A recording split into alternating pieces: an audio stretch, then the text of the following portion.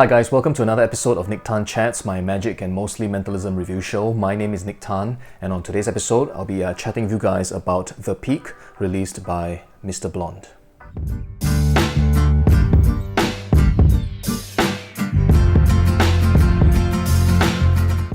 So hi again guys, welcome back to the channel, and as always, thanks for showing up, thanks for tuning in, and thanks for spending some time with me today. So on today's episode, I'll be chatting with you guys about The Peak that is released by Mr. Blonde. Alright, so up to this point, if you have been following the whole saga, I suppose, you will know that this is in fact a highly controversial product, and up to this point, there's also been quite a bit of negativity that has been surrounding this particular release. And if you have followed the launch of this product, alright, you will know that in the original teaser trailer that went out, I appeared as part of the reaction video.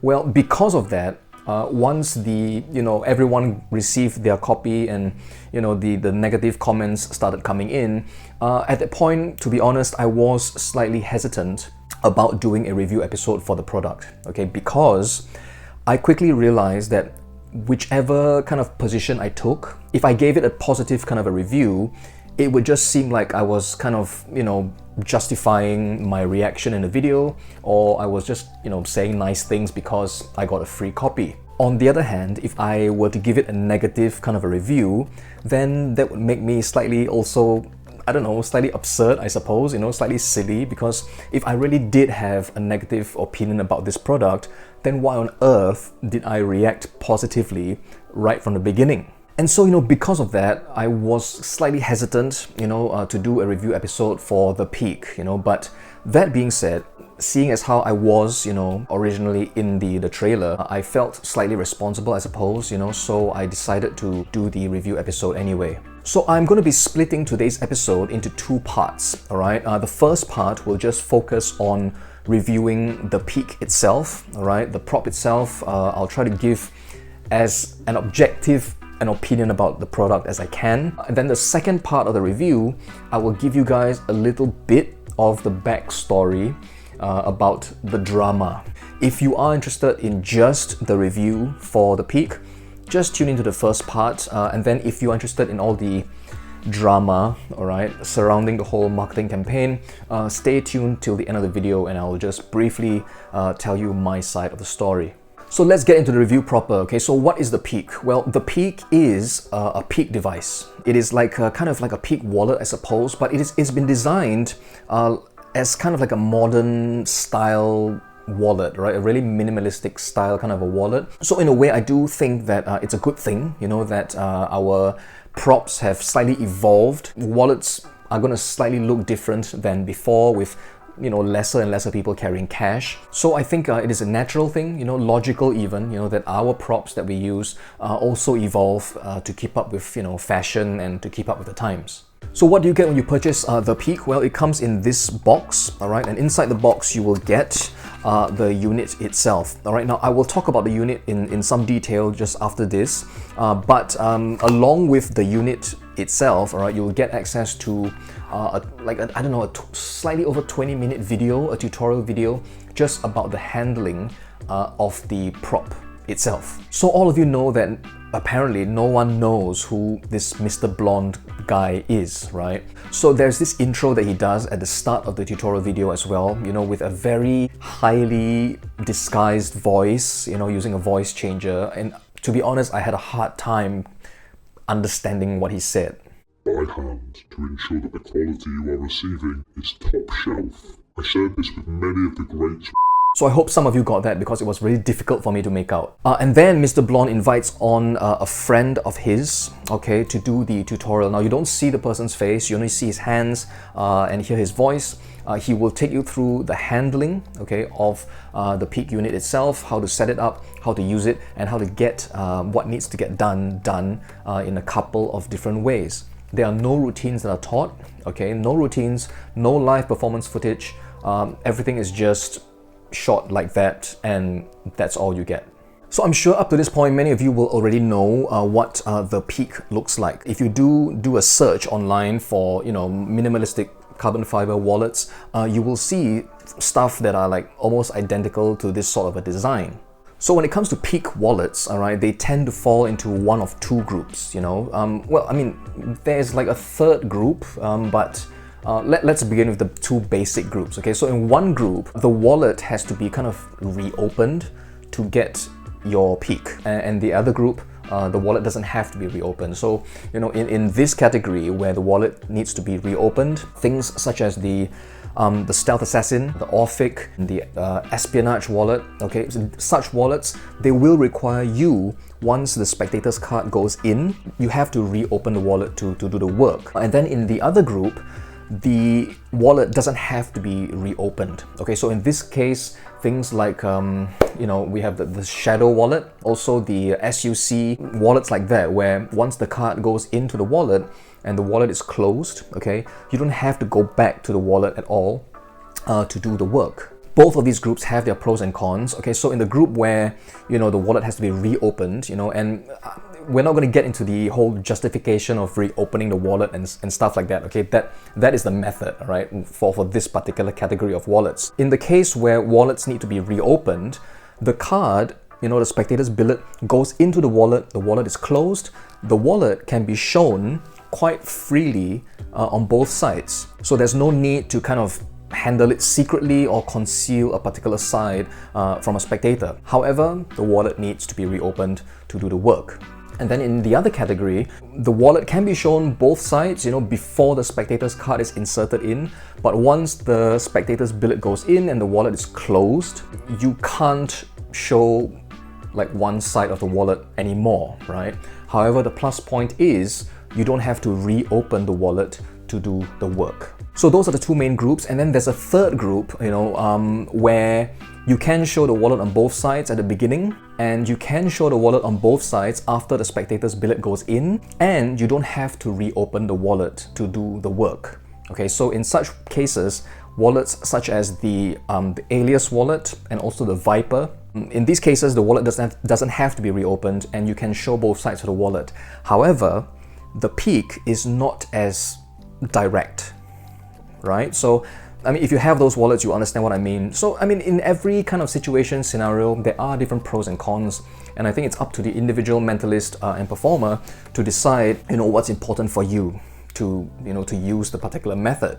So which category does the peak fall under, right? So I think this, well, you can show the wallet on both sides, okay, before the card is inserted in, and then in theory, okay, in theory, I say in theory because I'll explain why later on when we get to the negatives about this particular wallet, okay? After the spectator's billet goes in, you can again show both sides, and then you don't have to reopen it, okay? Which means you don't have to like get into the wallet again to do the work, okay? So it's kind of like, I think it's closely related to the Shadow wallet style peak. So I don't want to blabber on too long because otherwise this video will, you know, just be too long, right? So I'll just quickly talk about the wallet itself. So there's a notch over here, okay? As you can tell, you push on this notch, okay? And all the contents will be, you know, easily removed. I will talk about these cards in just a while. I'll just set them aside for the time being. Physically, here's what the wallet looks like. Okay, on both sides, this is just a flat panel, carbon fiber, flat as well. On one side, there's a clip where you can, I don't know, clip cash or something else, I suppose. And then on one side over here, there'll be a piece of like, you know, elastic. Okay, but this one is, it acts as more like a hinge of sorts, okay, just to hold the edge of this side like together, okay. But the main elastic that holds the two panels together is on this side over here, and it stretches to this side as well, okay. So they're like two, one here, one here. This is the one that gives it that, you know, ability to clamp down on whatever is inserted in. So these are the cards that I place into the wallet, okay? So along with the unit itself, you will get this black kind of mock credit card as well. Now this is important for the method. This will go in right underneath the whole stack of cards that you use with the peak. For me, I've just cut these down, okay, to be credit card sized cards. Now, here's the first point that you guys need to know. The cards that go into the peak have to be credit card sized cards. They have to be, okay? Anything larger than that, they just won't fit, Okay, it will be slightly awkward, you know, there'll be stuff like sticking out, and it's just not nice. So if you are intending to use the peak with your own name cards, you have to ensure that they are credit card sized, okay? Otherwise, they just won't fit. So to insert the cards into the peak, you just open it up this way, okay? Just wedge it open, and the whole stack just goes inside like that, okay? And the elastic will just clamp both of the panels, all right, shut around the whole stack of cards. Now, some people have commented that it is quite difficult and quite fiddly to insert the cards into the wallet itself. Okay, now initially I did have that difficulty, but there's a bit of a knack to it, you know, opening it and angling the cards a certain way. And after just a couple of runs, I didn't really have that problem anymore. But for a start, I can see that, you know, it can get kind of snagged inside, but there is a knack to it, and after a couple of tries you should be able to do it. So what does it look like in performance? If you have watched the trailer for the peak, you will have already seen the peak in action. Okay, so Mr. Blonde just shows you the method like that, okay, but in keeping with the spirit of my channel, you know, I won't be showing the workings of the wallet. I'll just show you how it's used. Okay, so to begin, you again press through the notch like that, disengaging of the cards. You remove just one of the billets, okay, and you have a spectator write down something on the card. Okay, now I will take this opportunity to tell you about the peak area on the card as well. Okay, so I've told you that this is a credit card sized billet, and around it you will have like I don't know, maybe a slightly smaller than a 1 cm border, you know, that goes around the card. So anything inside the rectangle, that will be your hot area. Okay, so the spectator writes something down, and once that is done, it is inserted here, okay, inside like that. That goes in, everything is squared, and everything is just, you know, squared in flush, just like this. Okay, so at this point in time is when you do the work.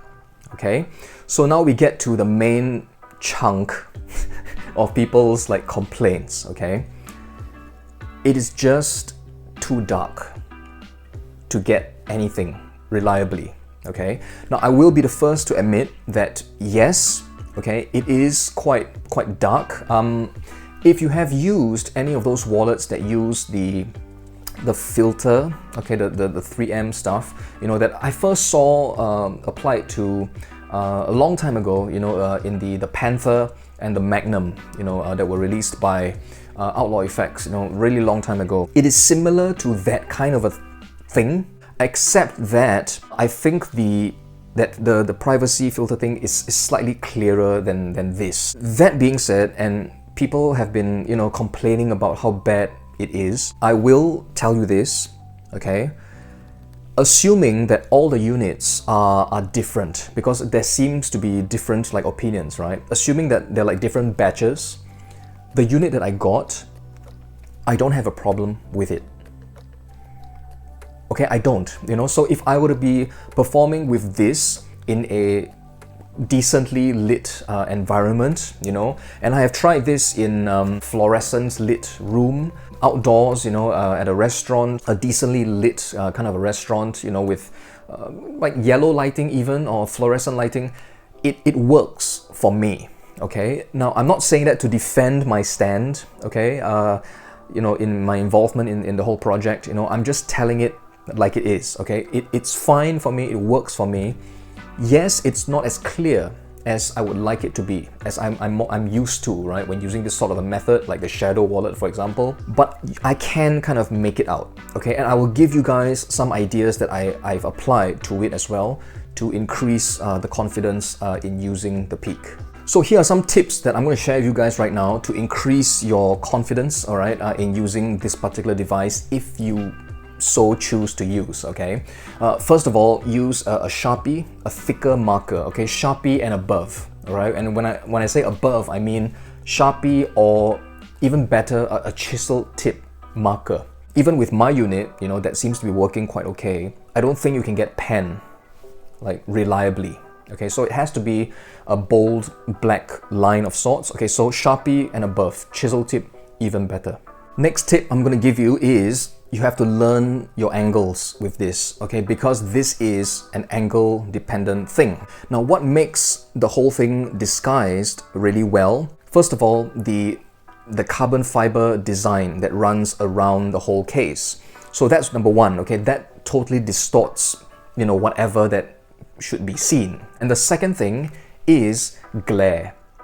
Okay, so you have to find that particular spot. There's a sweet spot where you can kind of cancel out glare and that pattern from the carbon fiber, and that is when the whole thing is at its best.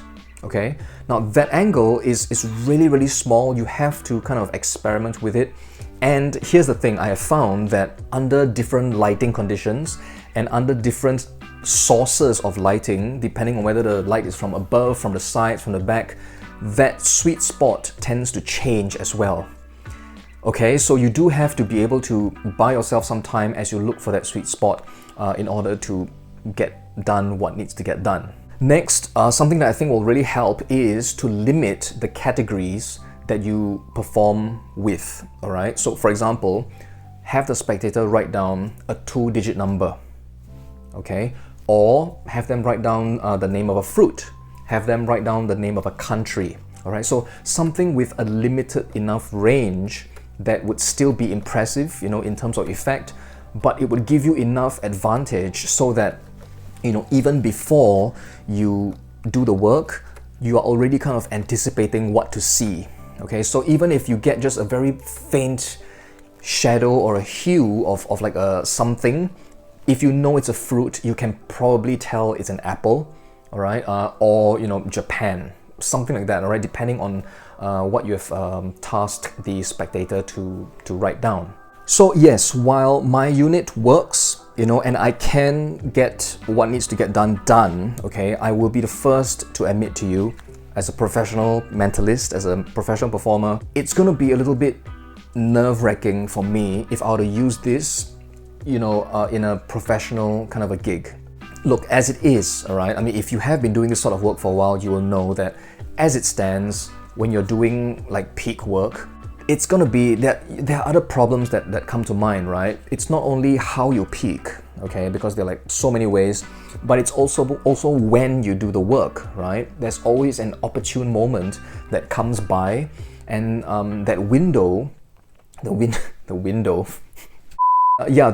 with which you can get the peak in tends to be really, really small, so when an opportunity comes, you have to grab it at the right time. And this you have to kind of struggle with it a little bit, and tap dance a little bit before you can get the work done. And I think in some cases that might kind of telegraph something is happening, because you are expending effort and energy in something that shouldn't require that, and I think that kind of tips off that something is happening. So I'm going to talk about something really briefly that was discussed in the tutorial video, that being that once the card goes in and everything is squared up, the guy who taught the usage of the prop suggested that you can actually place the unit down on the table this way, okay, like that. And in this position, you being just near the wallet, you can get what needs to get done, all right? You can do it. However, the people around you won't be able to. Okay? The thing is, with my unit, that just doesn't work.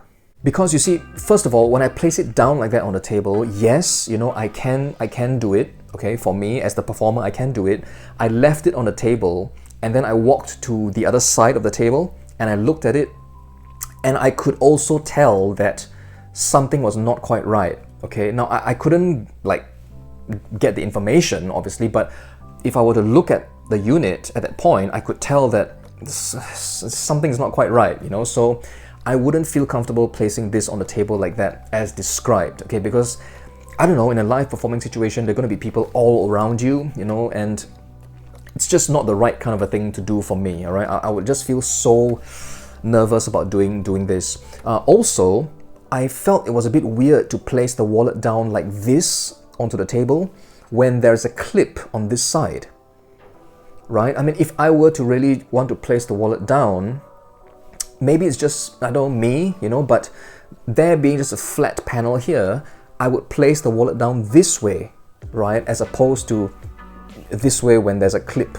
over there, right? Just a small point, but yeah, that's not something that I'll be using.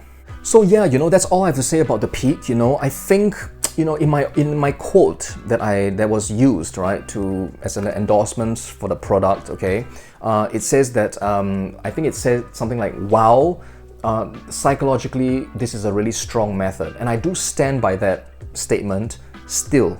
Okay, I still believe in that, because if you think of this like the shadow wallet, where you insert the card in this way and you do the work this way, while it functions like that, right at the start, before the card goes in, they can handle everything and they can see that this is just a flat, solid, black kind of a panel, right? Carbon fiber. Psychologically, it just seems impossible that anything like that can happen, okay? So even when you're doing it, it just doesn't seem possible, right? Because it is just a solid black piece of carbon fiber. And that's why I still stand behind what I said when, I said that, psychologically, it is a strong method, because I do believe it is. Has it been well executed? I don't know.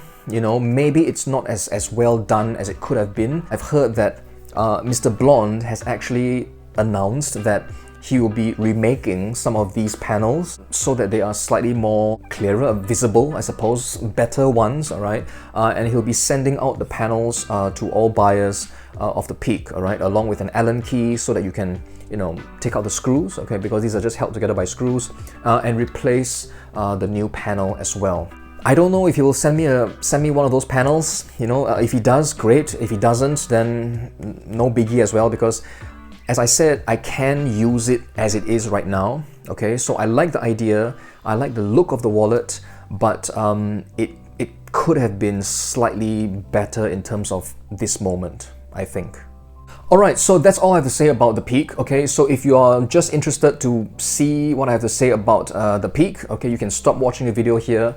At this point in time, I'm just going to tell you guys really briefly, because I don't want to stretch the video for too long, a bit of the backstory, okay, about my involvement in the marketing of the Peak. So I was contacted and asked if I would be interested, okay, to be part of this kind of a marketing campaign, right, where I would be watching something over Zoom and I would be recorded, just kind of reacting to what I saw, and that footage would subsequently be used as part of a promotion for this new product, all right, whatever it is. I was not given any background information about what the product would be until I saw it, for the first time on video. So I agreed, okay, and I got on Zoom, okay, with this person, all right, who shall remain anonymous for now. So I got on Zoom with this guy, and he showed me the method. He first of all showed me the device. He showed this, just like that. Okay, so I just saw a metallic looking kind of a contraption, a device of sorts. He took out a card with a drawing of, I think it was. He placed it in, squared everything up, and then he showed me the method. And at that moment, I was truly amazed, okay? And that was what I was reacting to. Okay, so the moment when you saw me going wow, that looks really great, I was reacting to that, okay? And let's be honest, it did look great, right? I mean, I didn't expect that something that looked like metallic could have that kind of a property, and that was what I was reacting to. Now, I cannot speak for the other people, all right, the other performers who appeared on the trailer as well, but that's my experience, okay? I was just reacting to the method that was shown to me. So I made a deal with this person, all right, that this footage of me reacting will be used as part of the promotion for the Peak, and then in return, I would be sent a unit of this, okay, of the unit of the product itself, and then since I do, YouTube magic reviews, it would be great if I can, do an episode for this product as well. So I mean, I agreed, right? I mean, in the video, it looked really great, and conceptually, it was quite convincing to me as well, because again, I thought this was like a metal kind of a case, and for that to happen with a metal case, I've never seen anything like it before, and I thought, well, I would go ahead with it. So yes, I didn't have a unit in my hand at that point in time when I reacted to it. I was watching an online demonstration of the product. When the trailer went out, first of all, at the start I was quite happy, because hey, I was appearing in the same video as some of the greatest mentalists out there today, right? So initially I was quite happy about that. And then really shortly after, once people started getting their units and people started complaining, the messages started coming in. Okay, people started sending me emails, messages, and things like that on Facebook, Instagram, and just like, I don't know, complaining to me, saying that how disappointed they were with the product. And one of you actually, I think he mentioned, he was a subscriber on the channel, mentioned that, oh, I didn't care for all the big names that appeared in the trailer, but I saw that you also reacted positively, and I trusted you, and I bought it because of you. And now the product is horrible, and how could you do this? I'm so disappointed, and I was a bit, I don't know, taken aback, I suppose. It's like suddenly everything like was my fault, right? And it just felt a little bit strange, because I'm pretty sure that the other, like, the real big names, okay, the real big names that were in the video, I don't think they got like a lot of emails, like asking them, why do you respond so positively? I guess I was the most easily accessible guy, and so I got most of the emails, alright? But it got me down for a bit, and it made me feel, I don't know, bad, responsible. But yeah, long story short, that's what happened, okay? I guess, well, I don't think I'll be involved in any reaction videos anymore in future for products that I don't have in my hand. Alright, so that's all I have for today's episode. I hope it didn't drag for too long. I hope I can edit it into something that is of not too long a length, something decent, something watchable. So thanks for watching today, guys. I do hope you got something out of today's episode. So till next time, please take care of yourselves, stay safe, have fun with your magic and your mentalism, and I'll see you on a future episode of Nique Chats.